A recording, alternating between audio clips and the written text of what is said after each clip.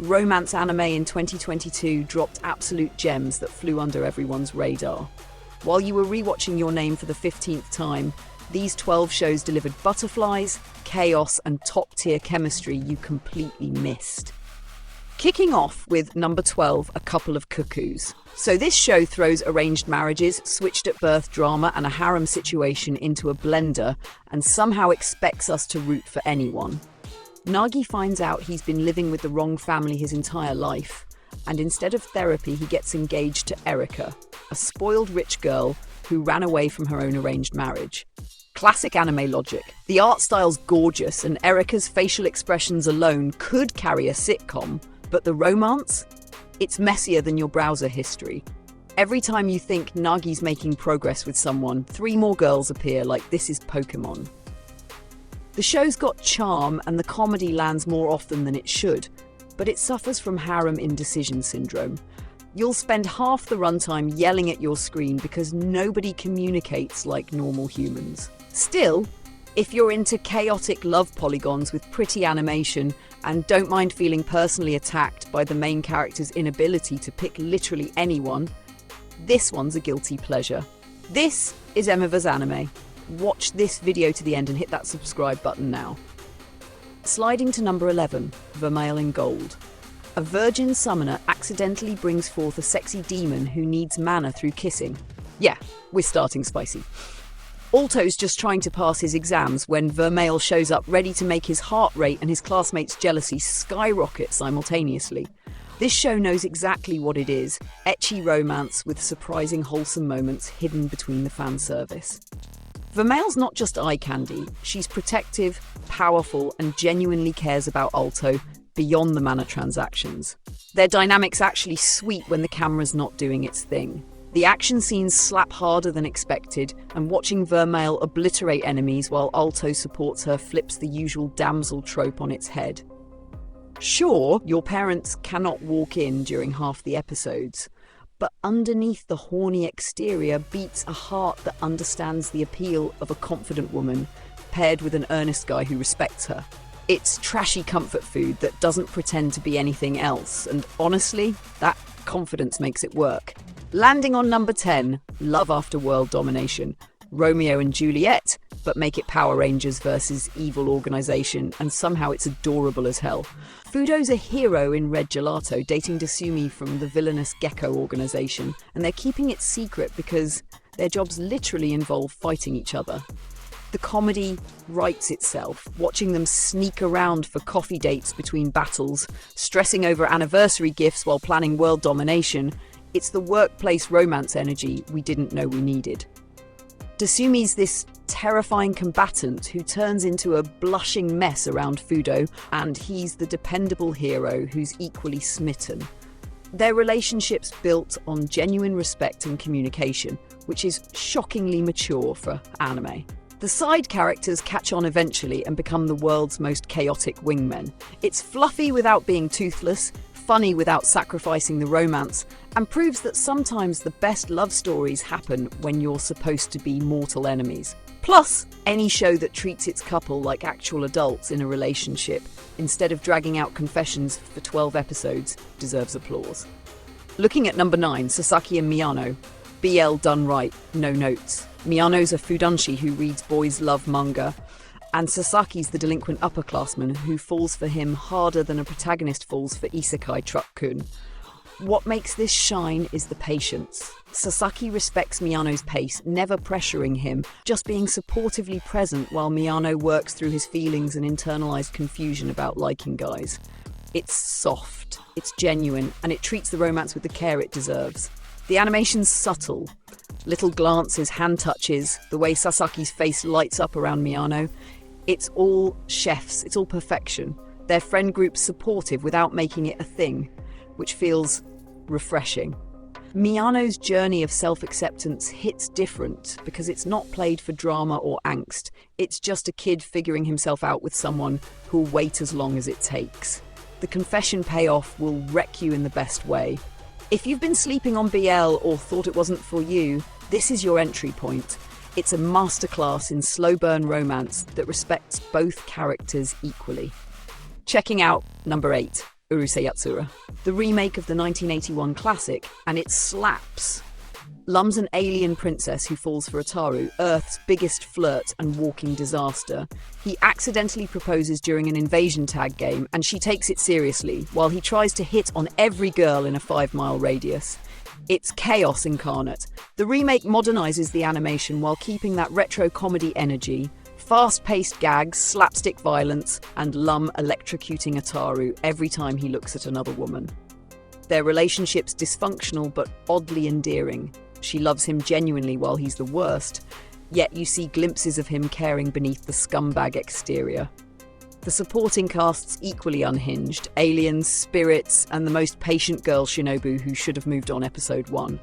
It's not a traditional romance, it's more will they won't they stretched across madness, but the chemistry's undeniable.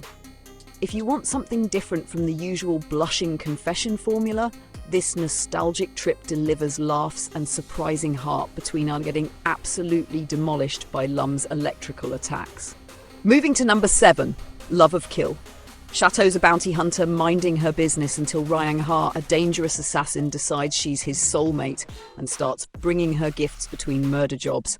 It's deranged, it's intense, and it absolutely works. This isn't fluffy romance, it's two broken people circling each other with violence and emotional damage as foreplay. Ryang-ha's obsessed, but not in a creepy way, more like a puppy who happens to kill people for a living and has zero social skills. Chateau's tough, competent, and refuses to be a damsel, even when his past catches up with them both. The action's gritty, the mystery around Ryang-ha's backstory keeps you hooked, and their dynamics built on mutual respect earned through combat. It's not for everyone. The pacing drags occasionally and the dark tone doesn't let up. But if you're tired of school romances and want something mature with actual stakes, this delivers. Their relationship develops through trust built in life or death situations, which hits different than bonding over lunchboxes. Underrated, underseen, and deserves way more attention. Hitting number 6, Renai Flops. This show baited everyone. It starts as a generic harem with Asahi meeting multiple girls in increasingly coincidental ways. Childhood friend, transfer student, the works. You think you know where this is going. You don't. Midway through, it pivots into sci-fi mystery that recontextualizes everything, and suddenly you're not watching a harem anymore. You're watching something genuinely creative. Can't spoil it, but the twist earned its place. The flops in the title refers to failed first impressions, and the show plays with expectations brilliantly. The girls aren't just tropes, they've got depth that unfolds as the mystery deepens. Asahi's more self-aware than typical harem protagonists, questioning the absurdity of his situation, which makes the eventual reveals land harder. It's not perfect, some episodes meander before the shift happens, but stick with it. The payoff's worth it, and you'll want to re-watch early episodes with new context. It's a show that respects your intelligence while delivering romance with substance underneath the familiar setup. Arriving at number 5, Tonikaku Kawaii Seifuku. The sequel to Tonikaku Kawaii, and it continues being aggressively wholesome. Nasa and Tsukasa are married, navigating newlywed life with the most supportive, cavity-inducing sweetness animes ever produced. There's no drama, no love triangles, just two people being adorably in love while Tsukasa's mysterious immortal past lurks in the background. It's comfort food anime. You watch it after a terrible day when you need to believe good things exist. They communicate, they support each other's dreams, and every episode's a reminder that healthy relationships can carry a show without manufactured conflict. The humor's gentle, the emotional beats land, and watching Nasa be completely smitten with his wife never gets old. Some might find it too saccharine, but that's the point. In a season packed with dysfunction and drama, sometimes you need a show where the main couple's already together, and the conflict is, which theme park should we visit? It's pure, it's earnest, and it'll make you believe in love again.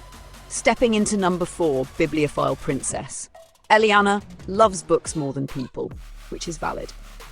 She's engaged to the prince but assumes it's political, so she hangs in the library while he handles noble duties. Except Christopher's actually in love with her, and the whole arrangement's a slow burn misunderstanding neither addresses because they're both disaster communicators. It's a period romance done beautifully, gorgeous dresses, political intrigue, and two smart people being absolute idiots about their feelings.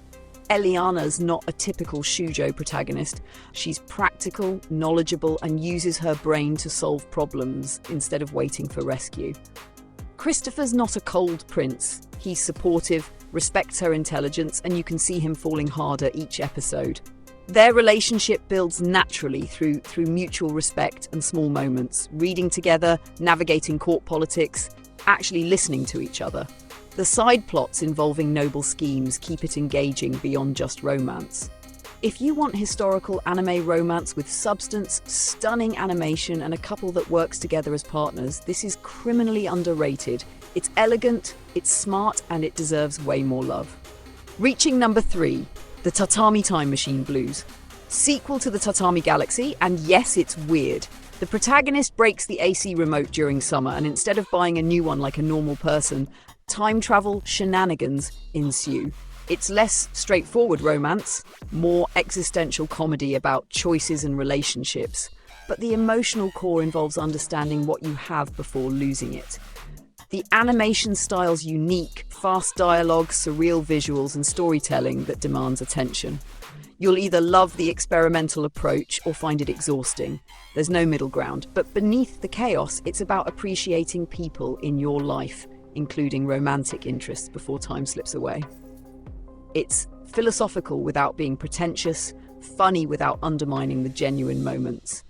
If you loved the Tatami Galaxy's vibe, this continues that energy perfectly. It's not traditional romance anime, but it explores connection and consequence in ways standard shows don't attempt. Underrated because it's challenging, but absolutely rewarding if you're willing to engage with something unconventional. Claiming number 2, Sweet Bite marks Chinese donghua that flew completely under Western radar.